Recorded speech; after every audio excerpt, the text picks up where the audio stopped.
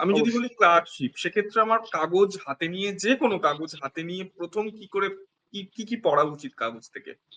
দেখুন, ক্লার্কশিপের ক্ষেত্রে যে টপিক গুলো আসে সেগুলো আমাদের চারপাশে ঘটে যাওয়া ঘটনাগুলো নিয়ে আসে।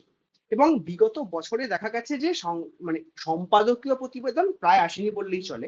তো সেক্ষেত্রে হুম, আমি সম্পাদকীয় প্রতিবেদনটাকে ফলো করব শুধু তার ভাষাগুলো। তার লেখার পদ্ধতি বা স্ট্রাকচার নয়।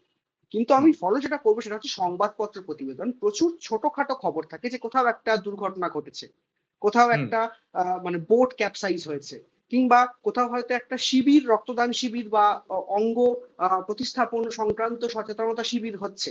তাহলে এইগুলো নিয়ে কিছু ছোটখাটো রিপোর্টিং থাকে। সমস্ত মানে খবরের কাগজের ছোট বড় ৪ নম্বর পাতা বা মানে বিদেশ পাঠটা বাদ দিলে সবকটা পাঠই কিন্তু হুম, থাকে। কি হুম, কিংবা ধরুন খেলার খবরে যে ভারতীয় মহিলারা এত একটা ভালো পারফর্ম করলেন।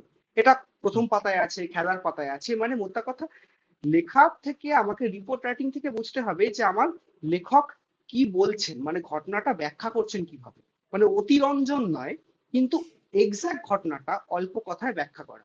এইটা কিন্তু খবরের কাগজে বিভিন্ন, আমি যে কোনো খবরের কাগজ বাংলা ইংরেজি সুন্দর করে হুম, লেখা থাকে। এবং অনেককে একটা ভুল করতে দেখছি আমি, যে হুম। রিপোর্ট রাইটিংটা প্যারাগ্রাফে লিখলে না লেখার ধরনটা এবং লেখার এক্সপ্রেশনটা বেটার হয়। অনেকেই সিঙ্গেল প্যারাগ্রাফে লিখে ফেলছে।